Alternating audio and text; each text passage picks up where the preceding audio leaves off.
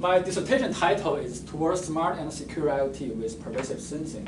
So these days, wherever you are, whatever you are doing, there are some sensors nearby, there is a mobile device or a computer nearby, there is a communication nearby, possibly in your pocket, possibly in the vehicle you are driving, possibly in your home, your office.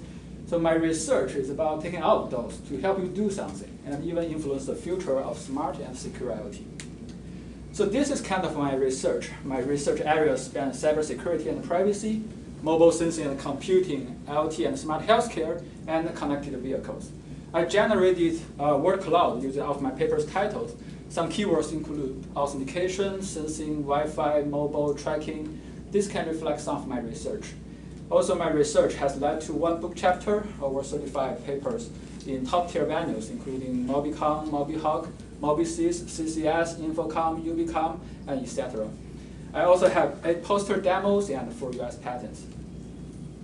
So during my PhD study, I received a few awards, including 2 Best Paper Awards at IEEE SciComm 2017 and IEEE CNS 2018. Also, my research has drawn much attention from media and has been reported by over 90 media outlets, including BBC News, Yahoo News, NBC New York, MIT Technology Review, VOA, and etc. So more importantly, many industrial companies have shown great interest in our research. They try to bring our new technology to market. That's a really great thing. For example, our US patent on the Wi-Fi-based human activity recognition has been licensed to a startup company, Aero Technology, which was founded in 2015 in Canada. We are also collaborating with Legend, which is a major provider of security products and solutions, to make VibeRite commercial. And this VibeRite is our work in CCS 2017. It's about using physical vibration to perform user authentication on any solid surface. I'm going to talk about it later. And recently, this company, Bull Run Capital, is going to invest in our Wi-Fi-based dangerous object detection. And last week, we got an interview at one lab, and they are pretty interested. So I listed some of my research in this page that I have been involved in these projects. I'm not going to go over each of them, but my research mainly focuses on modeling and solving the problem in relation to this cybersecurity, privacy, human sensing, connected vehicles, and the smartphone. I mainly use signal processing techniques, sensing techniques, and machine learning to solve these problems. So in this talk, I'll mainly focus 3 topics. The first one is towards finger input authentication via physical vibration. Then I'll talk about how to use Wi-Fi signals to perform sleep monitoring to track the user's breathing rate and heart rate during sleep. And finally, I'll talk about our recent work, high-throughput in audible acoustic communication. So the first topic today is VibeRite, towards finger input authentication on ubiquitous surfaces via physical vibration. And this work has been published in CCS 2017. So as we all know, user authentication is very important and is deployed at almost everywhere in our daily life. Recently, the trend of using low-cost, low-power, tangible user interface to support user authentication has gained much attention.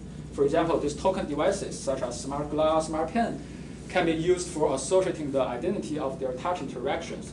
Some researchers also explore how to differentiate different users using this capacitive touch communication between the smart ring and the touch screen. Also, an auto-sync system pad can be installed in the vehicle to perform driver authentication. These techniques are really good. However, they all require the touched surface to either possess electrical conductivity or have ability of sensing. So differently, in this work, we would like to ask one question. Can we push the limits of the touched surface, not necessarily to the, on the sensing pad or touch screen? We would like to enable user authentication on any solid surface. So in the movie Mission Impossible 5, this car can be unlocked instantly when Tom Cruise presses the palm against the side window. Actually, this is something we would like to do. We would like to turn any solid surface, such as this side window, into an authentication surface. So in this work, we propose the first vibration-based finger input authentication, which can be deployed in any solid surface, such as wooden table, door panel, window glass, or any surface of the furniture or smart home appliances. Also, our system could capture the intrinsic human behavior and the physiological characteristics embedded in their finger touch on the surface.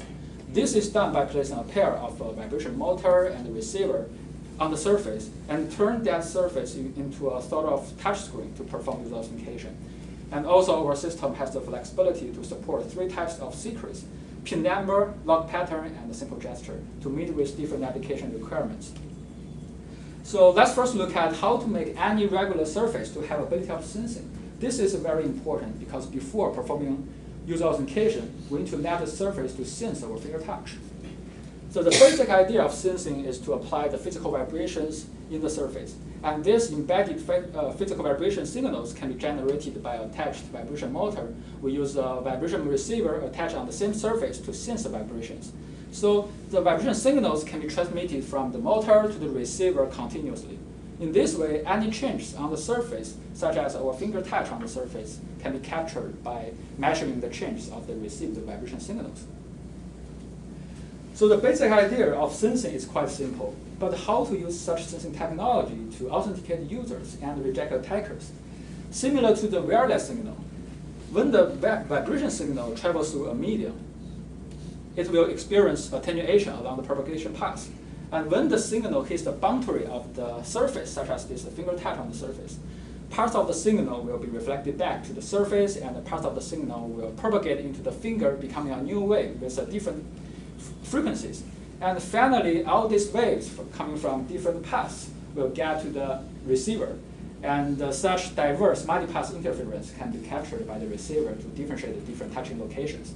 More importantly, how a user presses the finger on the surface in terms of the touching force, contacting area, and even the finger bone structure also has a great impact on the vibration propagation. So in this work, we need to extract the unique vibration features from the received vibration signals to describe all these factors to differentiate different users. So here we show a short demo of our system.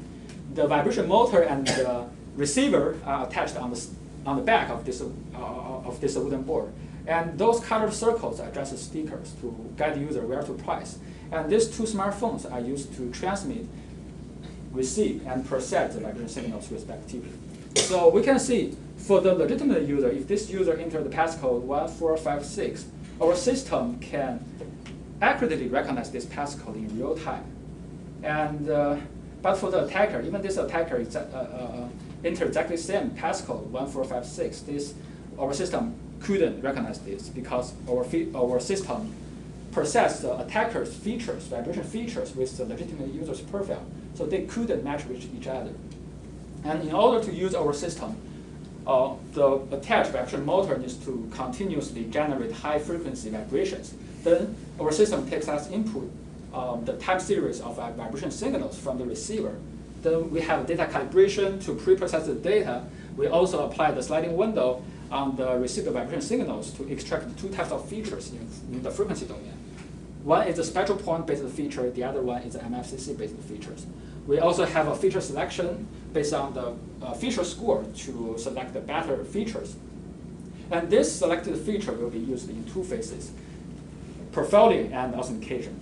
In the profiling phase, the features are extracted when the legitimate user presses the finger on those stickers, on those virtual grid on the surface. Well, in the authentication phase, for the PIN number or log pattern-based approach, we have a series of techniques to recover the passcode that the user entered on the surface. Then this recovered passcode will be compared to the passcode that the legitimate user set during the enrollment for the final decision. Also, our system have another gesture-based approach. We have gesture segmentation and the feature-based distance calculation based on MDDTW and EMD. Then we use a threshold to determine whether this user can pass our system or not. So for the vibration signal design, this part is very crucial because our system is based on the vibration signals. Basically, the signal used in our system is to contain a broad range of frequencies to increase the dimension of the vibration features. So specifically, we generate the repeated church signals within the frequency from 16 kHz to 22 kHz, which is low annoying to humans. Also, such high frequency range is much higher than that of the unrelated noises, making our system less possible to be interfered by the other ambient noises. Here, I showed one example of the generated vibration signals and its corresponding spectrogram. So at the very beginning, we have a pseudo-noise palette, which is used for signal synchronization. And with a short pulse, we repeatedly generate these chirp vibration signals, sweeping the frequency from 16 kilohertz to 22 kilohertz. And the length of each chirp signal is very short. It's only 10 milliseconds. So we can see in this example, we have only half a second, but we have so many chirp signals inside. Regarding the signal calibration, the timing of the vibration motor and the receiver needs to be synchronized so that we can guarantee the sliding window being used for feature extraction contain the same parts of the chirp signals. And in order to avoid uncertainty, we use cross-correlation to synchronize the received vibration signals. Also, in our experiments, we found that the sampling rate used in our system is not a fixed value. It may have a small gap between the real sampling rate and configured sampling rate. And in order to reduce the effect caused by this imperfect clock, we use a short calibration phase to estimate the sampling rate offset and do the correction. And this calibration phase is one-time calibration. So for each vibration motor receiver setting, we only need to do it once. And in order to extract the unique features from the received vibration signals, we first use FFT to analyze the vibration signals in the frequency domain. As the transmitted signal in our system is a repeated signal, it has fundamental frequencies that are all multiples of 1 over t. So it is 100 hertz because the interval, because the length of each chirp signal in our system is 10 milliseconds. So in this figure, we show the frequency response of the received vibration signals. We can see the interval between two neighboring peaks is 100 hertz. And we observe that the amplitude of these peaks, we call them spectral points. They are the most sensitive parts to the tiny change of the surface caused by our finger touch, so that we extract these spectral points as one-dimensional features in our system. And the right figure shows one example of the distinguishable spectral points when a finger presses different locations for different locations on the surface. We can see here, this is the different location ID 1, 2, 3, 4, and this is the spectral point index. Different locations have a different amplitude of all these spectral points. And in addition to this spectral point-based feature, we found that mel frequency capture coefficient, MFCC, can also be used in our system. This MFCC can represent the short-term power spectrum of acoustic signals and has been widely used in many voice recognition systems. We found that this MFCC can also characterize the vibration signals transmitting on the surface. So in our system, we extract two types of features. One is the spectral point-based feature. The other one is MFCC-based features. And after that, we use a Fisher-Square-based approach to select a subset of the features that are more distinct between different classes and more consistent within a class. And in order to do the authentication using pin numbers or log pattern, we first apply the sliding window on the received vibration signals. Then we use an SVM-based grid point classifier to estimate the location of the finger touch in terms of this virtual grid on the surface. We then devise a method grid point index filtering to select a segment that has consecutive same grid point indices. And then we can recover the passcode that the user entered on the surface. So we show another example in this figure. In this figure, the legitimate user entered the passcode 1267. And this figure, x-axis is a sliding window index, and the y-axis is a grid point index. This E represents the empty surface, and 129 corresponding this 9 points on the surface. So we can see this blue curve is the classification results in each sliding window. And this right segment are the segment we selected. And finally, we can recover the passcode 1267, which matches the passcode that this legitimate user set. So this user can pass our system. And similarly, when this user swipes the finger through the pattern 1259, our system can still correctly identify this passcode. But for the attacker, even this attacker entered exactly the same passcode 1267 as the legitimate user did, he cannot pass our system. We observed that nearly all the vibration features are mistakenly classified, so it couldn't pass our system. And in the evaluation part, we evaluate our system with a 3x3 square-shaped grid, which is drawn on the surface in a typical office environment. We tested two types of surfaces. One is a wooden table, the other one is door panel. Also, we built a prototype by ourselves. The vibration motor is implemented with this linear resonant actuator-based motor. The vibration receiver is implemented with a piezoelectric sensor and a low-cost amplifier, which can be easily plugged to any recording device because we have this audio jack. We also know that these two, the size of these two transmitter receiver is quite small, so that we can easily deploy our system on any surface. Regarding the data collection, we have 18 participants. And totally, we collected 450 genuine input passcode under 3 types of secrets. Also, we collect more data under different attacking scenarios. So, for the performance of verifying legitimate users, we observed that the PIN number-based authentication could get very good accuracy. Basically, we can achieve over 95% verification accuracy to recognize each PIN digit. And we can achieve over 90% accuracy to recognize the PIN sequence, and each PIN sequence consists of 4 PIN digits. The right figure shows the average verification accuracy with the different number of trials until success. And for the log pattern-based approach, we observe that if the system allows 2 trials for the users, and we can achieve over 95% accuracy and, to allow legitimate user to pass our system. So these results demonstrate our system could effectively verify these legitimate users. We also evaluated our system under this non-mutable observer attacks. This attack is very serious because in this attack, the attacker not only knows the legitimate user's passcode, but also observes how the legitimate user entered the passcode. So the attacker could try to mimic the legitimate user's behavior to break our system. But even under such serious attack, our system still have a very good results to reject these attackers. So specifically, the attackers can break the PIN sequence with only 2%, and the log pattern with 5% success rate.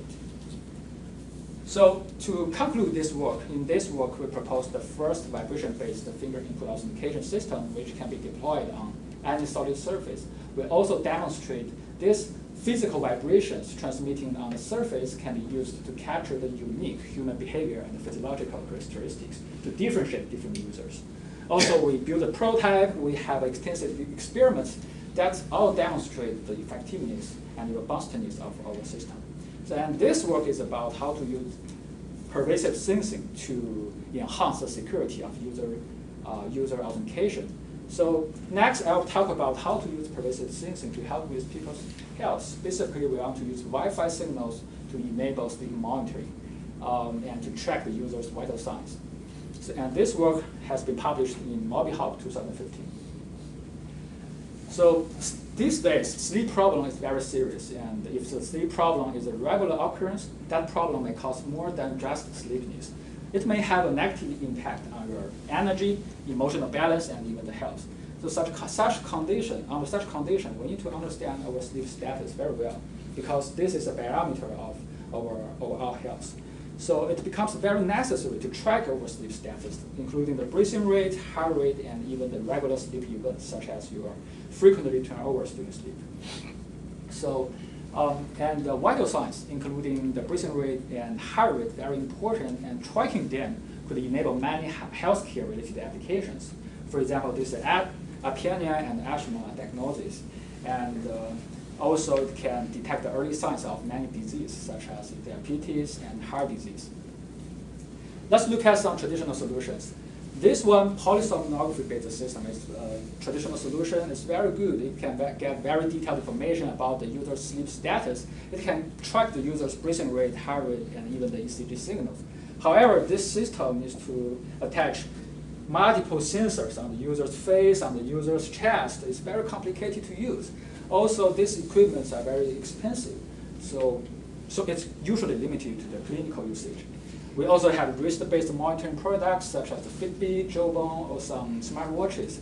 However, they can only perform coarse-grained sleep monitoring. For example, they can use the accelerometer in the wristband to detect the large-scale body movements during sleep. They cannot provide any information about the user's breathing, and breathing information is very crucial to detect many sleep problems. And there are also some existing solutions relying on these RF signals. They can track the breathing rate and heart rate at the same time. However, they all require to use dedicated devices such as this USRP or FMCW reader. Also, this customized T-shaped directional antenna. Basically, they attach multiple directional antennas on this T-shaped shelf. And some researchers also use this wireless sensor node. They deploy this wireless sensor, multiple wireless sensor nodes around the bed, and they receive the signal strength from these wireless links to capture the user's breathing rate. However, for this work, they cannot detect the heart rate.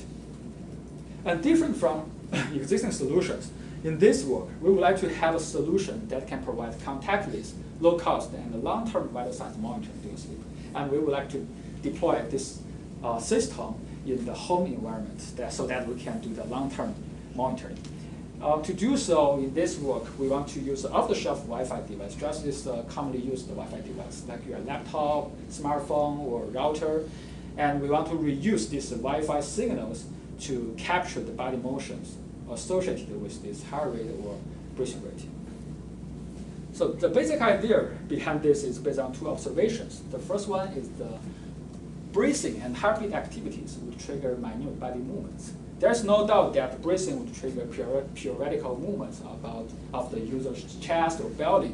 For the heartbeats, the movements are even smaller. Sometimes it's too small to be observed. But we can still look at something like this heartbeats would trigger almost every part of human body shake a little bit.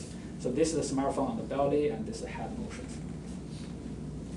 The second situation is that the Wi-Fi signals nowadays is everywhere, and the Wi-Fi signal around us could be easily affected by our body motions.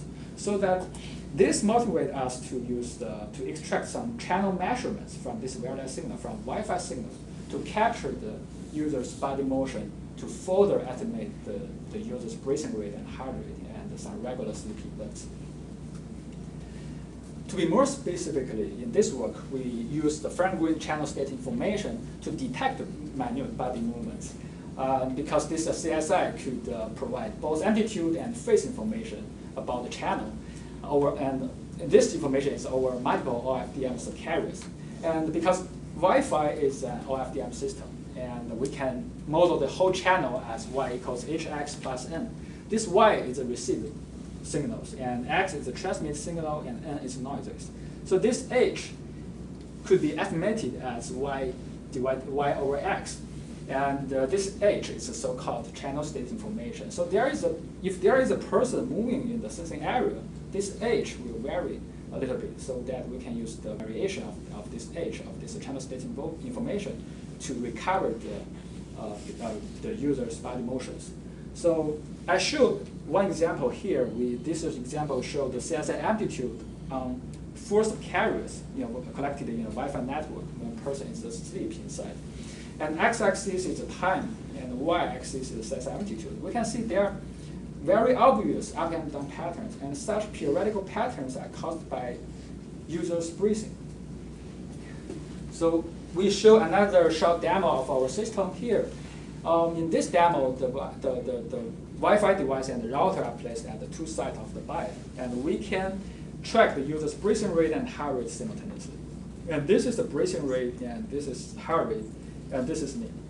And also, we can track the breathing rate of two persons in bed simultaneously, and this shows the two persons. This is the breathing rate of these two. So to use our system first takes as input the CSI amplitude from a single pair of Wi-Fi device and access point. And then our system performs cross-sleep event detection and filtering to filter out the CSI readings that contain the large-scale body movements or large environmental changes.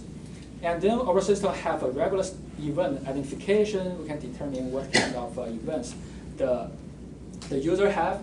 And after that, the CSI readings will be fed into two components, breathing rate estimation and heart rate estimation.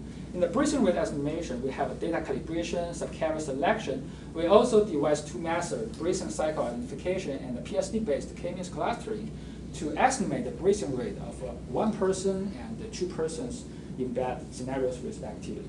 And with a higher frequency information of the CSI readings, we can capture the heart rate of that user. So this heart rate could be captured by examining the peak in the power spectrum density of the CSI readings in the frequency domain.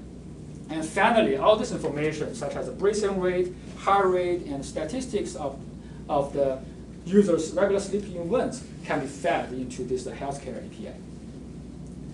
So to detect the core sleep events, such as going to bed, going out of bed, or turnovers, these types of events usually involve much larger scale body movements compared to the body movements caused by the breathing or heartbeats. So we can use a variance-based approach to detect them and recognize them. We also found that in our experiments, many CSI readings we collected, they are not that good. They contain lots of noises. Look at this figure. This gray curve is a raw reading of the CSI. It's very noisy. But we apply two types of filters, Hempel filter and moving average filter, to get rid of all of these outliers and smooth the data. So after two types of filtering, the filtered data looks much better. We also found that due to the frequency diversity, not all the subcarriers are suitable for this case. There are some subcarriers that are sensitive to the body motions, while there are some subcarriers that are not that sensitive. So I showed one example here. This is CSI readings collected in a Wi-Fi network when a person is asleep. And x-axis is a subcarrier index from 1 to 30, and y-axis is the time from the 1 minute data. So we observed that these CSI readings with a smaller subcarrier index has a much more obvious patterns, this up and down patterns, compared to that with a larger subcarrier index. And this sensitive subcarriers always have a larger variance, so that we use a variance as a metric to select these subcarriers, sensitive subcarriers. And after sensitive subcarrier selection, we need to identify the breathing cycle at each selected subcarriers. So here, the question is converted to how to find peaks on the CSI readings at each selected subcarrier. A typical peaks finding algorithm determines a data sample as a peak if its value is greater than its two neighboring samples. However, this algorithm may produce many fake peaks. For example, in this example, this data sample is determined as a peak because its value is greater than its two neighboring peaks. However, this sample is not a peak, it's a valley actually. So in order to get rid of all these fake peaks, we applied two strategies. The first one is we apply a threshold to the minimum distance between the two neighboring peaks because we are humans. Our breathing rate has an upper bound. If our breathing rate, the upper bound of our breathing rate is 40 BPM, this BPM means the breaths per minute. If it's a 40 BPM, the minimum distance should be 1.5 seconds. And the second strategy is we further verify each detected peak by comparing its value to all the data samples within a verification window. We only keep the detected peak if its value is greater than all the data samples within this window. And after these two steps, we can get rid of almost all of the fake peaks. And we can get a much clearer pattern here. The x-axis is the time duration, and the y-axis is selected subcarriers. We can see this red curve is derived from this respiration monitor loader sensor. This is a pressure-based sensor. We attach this sensor on the user's belly. And these blue crosses are all from Wi-Fi signal from our system. We can see these two patterns are perfectly matched, so that demonstrates our system can accurately track the user's breathing rate. And after that, we combine all this peak-to-peak interval and achieve the user's breathing rate. And in order to track the user's breathing rate and heart rate simultaneously, we exploit three trends. They both cause minute body movements. They both cause the periodical changing pattern. But compared to the body motions caused by the breathing, the body motions caused by the heartbeats are too small, are very small. But fortunately, they don't have any overlap of frequency. This breathing rate is usually ranging from 10 to 40 BPM, and this heart rate is ranging from 60 to 100 BPM, so that we can use the bandpass filter to isolate information about the user's heart rate. And these two figures we showed here are the isolated information about users' heartbeats in the time domain and the frequency domain respectively. in the evaluation part, we use two types of Wi-Fi devices. One is a laptop. We install the Wi-Fi card, Intel 5300 card inside, and the other one is a Wi-Fi router. And for some challenging scenarios, for example, there's a wall between the transmitter and the receiver, we also use this directional antenna to boost the Wi-Fi signals.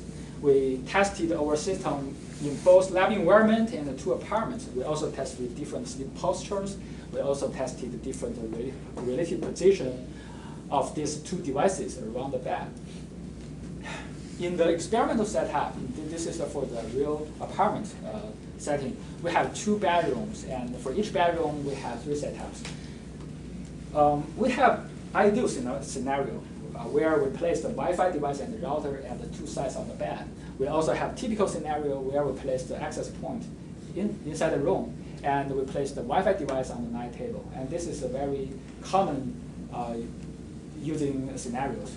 Before going to bed, you just place your smartphone or laptop on the net table, and this device could trigger the sleep monitoring. We also tested a more challenging scenario where we place the Wi-Fi device and the router in the 2 different rooms. There is a concrete wall between these 2. And in this case, we use a directional antenna to boost the signals.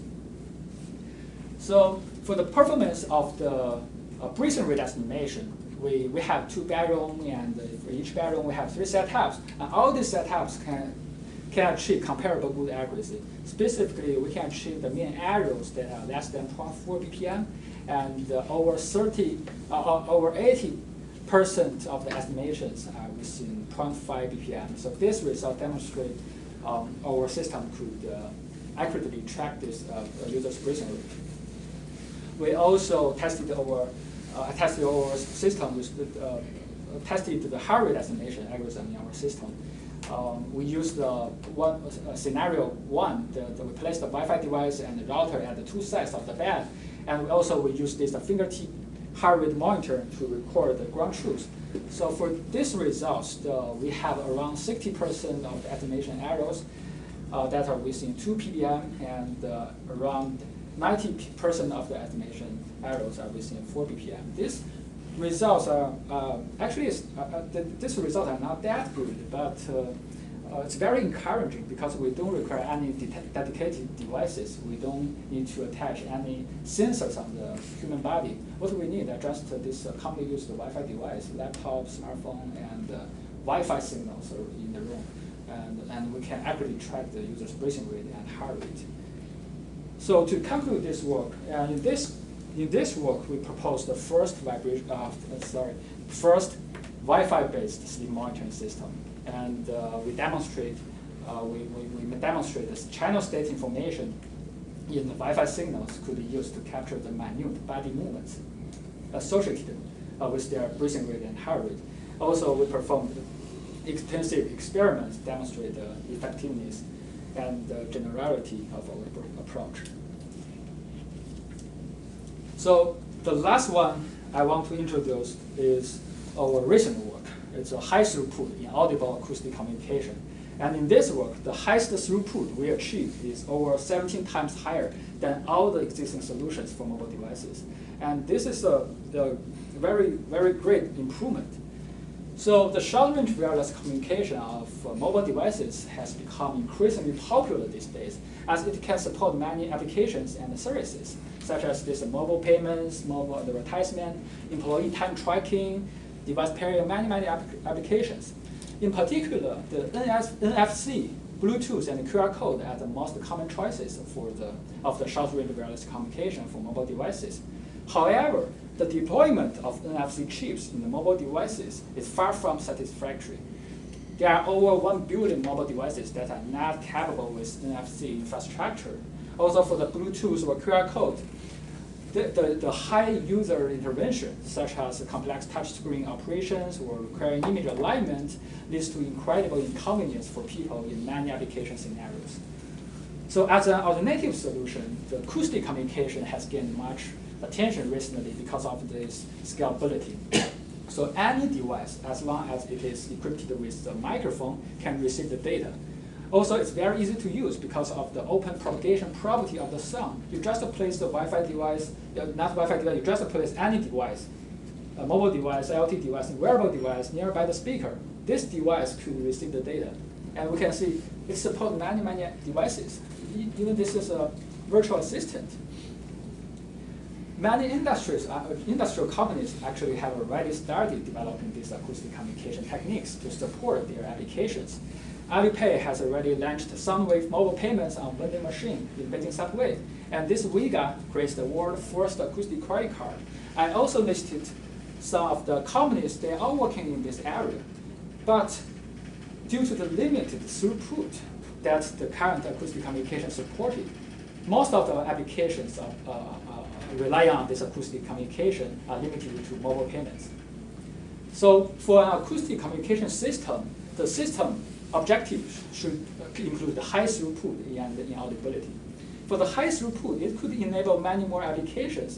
For the throughput, the higher the better, and it can also improve the user experience. And the inaudibility is also very important. It can make the whole communication process silent, and it won't influence the user's experience, and it's not annoying to users. So let me introduce some background for this work. The background is about inaudibility, frequency range, and recording capability. The generally accepted range of audible frequencies for humans is from 20 Hz to 20 kHz.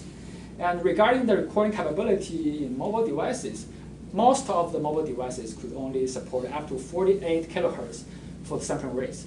And that means this mobile device can only record sound within 24 kHz based on this Nyquist theorem. So given this, if we want to build an inaudible communication system, the available bandwidth is only 4 kHz. It's from 20 kHz to 24 kHz. So let's look at back our system goal, high throughput and inaudibility. Actually, these two seem conflicting. If we want to achieve high throughput, we need to use a wide bandwidth. That means we need to use the whole bandwidth, like from the 0 to 24 kHz. But this audible frequency band is inside. So this system is audible and it's annoying to users. If we want to achieve the inaudibility, that means we have to use the near ultrasonic frequency band. That's from 20 to 24 kHz. That means we only have 4 kHz bandwidth, which is very, very hard to achieve a high throughput. So in this work, I'll introduce how to achieve inaudibility and high throughput at the same time. Actually, this is the biggest challenge in this work. I also summarized all of the existing solutions in this table. We show the inaudibility, we show the maximum throughput they achieved. We observed that these solutions fail to accomplish the goal of inaudibility and the high throughput. And the most related one is this one, the UWare. It can achieve inaudibility, and the highest throughput they achieved is around 2.76 kbps. It's not that good, but it's much higher than the other existing solutions, but it's still not sufficient. So in this work, we can achieve inaudibility and high throughput, and the highest throughput we achieve is over 50 kbps, which is 17 times higher, over 17 times higher than this work. And with the inaudibility and the high throughput, I think such a system could enable many, many more applications. I only listed some of the examples in this page, but I think we should have many more applications. So for example, we can use a smartphone to receive the menu and coupons at a restaurant or mall. We can do the device-to-device data transfer. For here, it's just blood pressure devices. It can transfer all the information, all the historical data to the smartphone.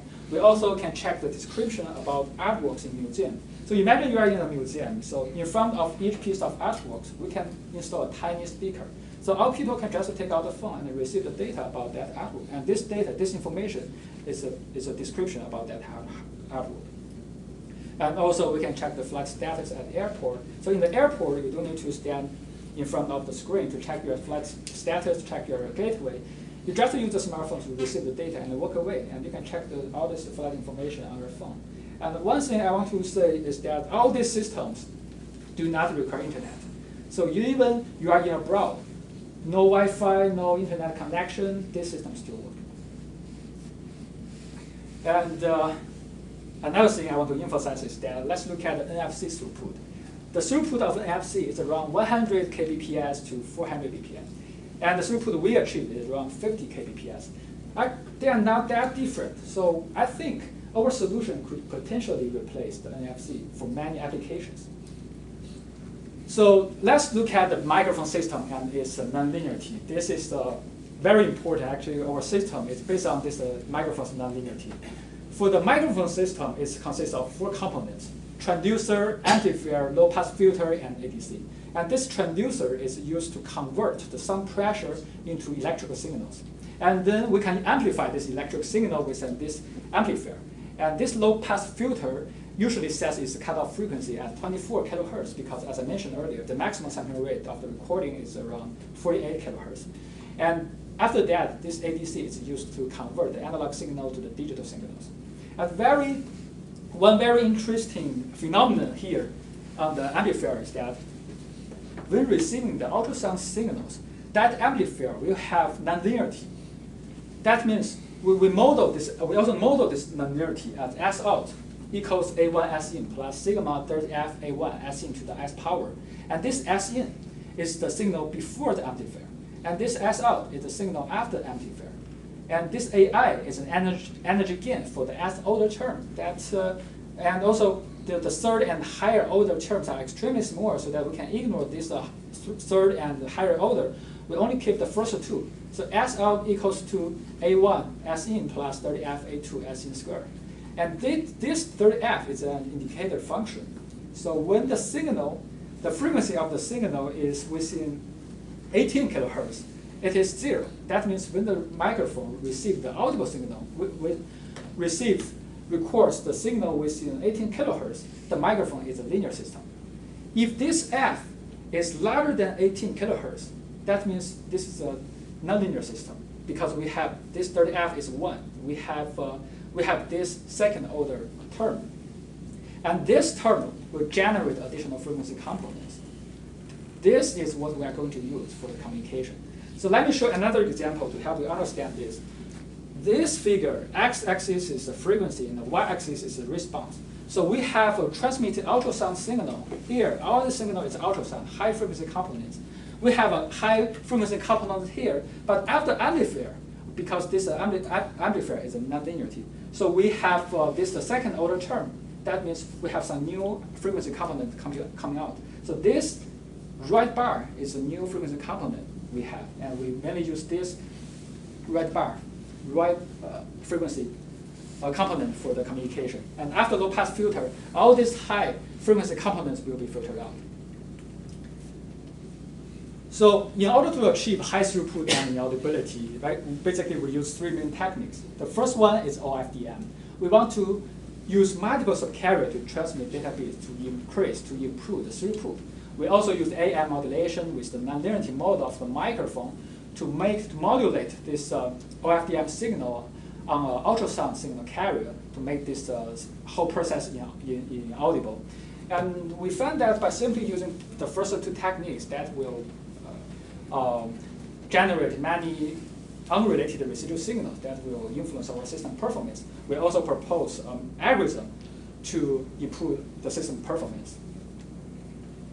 So regarding the OFDM, let me introduce the basic workflow of the OFDM. So we have data in. This data in is a binary data bits. It's a 0-1 data bits. And we use a digital modulation way to transfer this data bits into the frequency domain samples. We then use the FFT. This is an FFT equation. We use the FFT to convert the frequency domain samples into the time domain samples. And then we use the DA converter to convert it to the analog signal and send it out. When the receiver receives the data, we first use AD converter to convert it to the digital signal. Then we do the backward conversion, like we use FFT to convert the time domain samples into the frequency domain samples. We then use the same modulation to demodulate this signal and recover the data bits we just transmitted. We also show all the details of the OFDM implementation in this page. We also implemented all the necessary components for achieve robust OFDM communication. In particular, the digital modulation we used is the 16 dPSK. We also tried the other modulation method. And also we use a 1024.I FFT. That means we have 512 orthogonal subcarriers. And the operation bandwidth we use is from 8 kilohertz to 23 kilohertz. And this is because we found that many noises, like the ambient noise, is music, human talking, they are in the range of 0 to 8 kilohertz. So we want to reduce the effect caused by these noises. So we chose to use the range of from 8 to 23 kilohertz. We also implemented the BCH coding for error correction and interleaving techniques, and the technical prefix for solving the synchronization issues. We also implemented the channel estimation. Anyway, all these components are used for achieving robust OFDM communication. So finally, we can get an OFDM symbol waveform, ST. And this ST is a time series signal. We can just send it out. But this signal is an audible signal. It's not inaudible because the frequency here is from 8 kilohertz to 23 kilohertz. So let me introduce how to make this ST inaudible. Basically, we use AI modulation and microphone nonlinearity. Let me make another example. For example, an OFDM multiplies the signal on the M subcarrier is MT. This is the cosine 2 pi FMT, and the frequency of MT is FM. And this MT could be modulated to an ultrasound carrier signal, FC. This FC is ultrasound frequency is much higher than FM. So we can see this S in equals cosine 2 pi FCT times 1 plus cosine 2 pi FMT. And remember that this S in is an ultrasound signal because we have an ultrasound frequency. Remember that when receiving these ultrasound signals, the microphone has a nonlinearity. So we use this S out. We use this equation, and this S out could be represented as this. We expand this formula. And let's still remember in the microphone, after amplifier, we have a low-pass filter. So after low-pass filter, all the high-frequency components will be filtered out. So let's look at these terms. This will be filtered out because this is an FC, it's an ultrasound signal. This will be filtered out as well. And FC minus FM could be filtered out because FC is a much larger number. FC minus FM is still larger than 24 kilohertz. This filtered out, filtered out, filtered out. And after filtering, we can only keep 3 terms. These are 3 terms. And this one is FM. This is what we want to receive. The frequency is FM, and this one is a constant value, won't influence our system. But this one, the frequency is 2FM. That is what we call unrelated residual signal. And this term, will influence our system, influence the OFDM signals transmitting on the other subcarriers. So in order to get rid of these unresidual signals, let's look at this one. This is the OFDM symbol waveform. This is ST. I mentioned this earlier. This ST is what we want to receive by the microphone. And if we put the ST in the AI modulation directly, we get this S in plus cosine 2 pi FCT times 1 plus ST. And this is the ultrasound signal, and we have nonlinearity of the microphone. And remember, the first term, because this is S in, this could be filtered out because this S in is an ultrasound signal. So we only care about the second term. So this is the second term, SQ equals A2 S in square. This A2, S in is this, S in square. So SQ becomes we expand this formula a little bit, we can achieve these two terms. And this will be filtered out because this is a constant value, we don't care, and this is an ultrasound signal, will be filtered out. And this term will produce unrelated residual signals because of this ST square. So in order to get rid of these unrelated residual signals, we need to get rid of this ST square. So to do so, we modify this ST a little bit. We use this SET to replace ST. And this SET equals square root of ST plus 1 minus 1. That means the 2 SET plus SET squared equals ST. So we can see if we use SET instead of ST to replace this part, and this part will become to ST. So after replace SET, this XQ becomes to this one. And this term will be filtered out. And this, the A2 over 2 times ST will keep it. And this one will be filtered out because this is an ultrasound signal. So after filtering, this term is what we only recorded in the microphone. And let me look back. So this is what we want to achieve, and in this we just add energy gain. This is a constant value. So this is what we want. So for the basic working flow in our system, is that we first modulate the database into the OFDM signals. We then use this. We then modify this ST a little bit. We use SET to replace ST, and we use SET in the AM modulation. Then this signal could be sent out directly, and this signal is inaudible. And also in the microphone, we can receive this ST.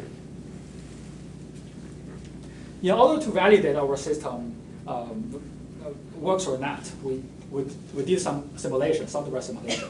We implemented the software-defined transmitter and the receiver. We also, in the channel, we use the addictive white Gaussian noises model, and the SNR is here, it's set to 36. So in this figure, we transmit this fish image, and we do the comparison. This is the received image without the illumination scheme. That means we transmit ST plus AM modulation. We can see this is a received figure, but probably this is hard to see. Here, this figure shows the error comparison. We can see there are many dots in this image. That means that each dot represents the error. So we have so many errors in this image, in this received image, and the bit error rate is around 10%. But we just did a little bit modification. We use SET to replace ST. And we use SET plus AM, and this is a received image. And this one can see the errors are largely reduced. And here, the BR is around only 0.3%. And we implemented all this algorithm in our system.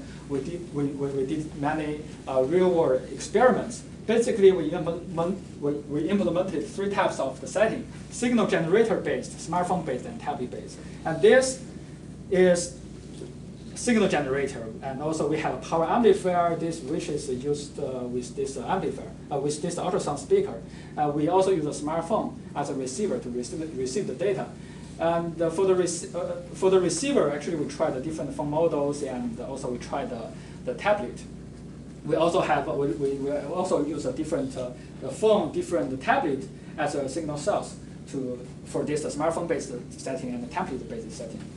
And we tried the different distance between the receiver and the ultrasound speaker. We tried this from 3 centimeter to 10 centimeter. And the FC here, ultrasound carrier signal here, is used as 48 kilohertz. And this is a default setting for BCH coding. And for each setting, we transmitted 20 rounds of the images. And we also tested our system in different environments with a different background noises levels, like the lab, restaurant, and mall.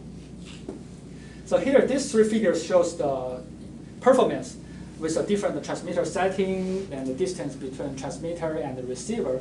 They achieve a comparable good performance. Specifically, the throughput for this default setting is around 35 kbps. And the average BR under the 3 settings in the quiet lab is only around 6%. And the average BR is around 5% if the distance between the transmitter, between the ultrasound speaker and the receiver is less than 5 centimeters. We also showed 2 examples here. We transmitted fish and the Lena. This is in real-world experiments. And this is what we received. We can see the error, BR error, is only around 5%. And these 2 are what we received. It's hard to see the difference. Probably we need to zoom in, yeah.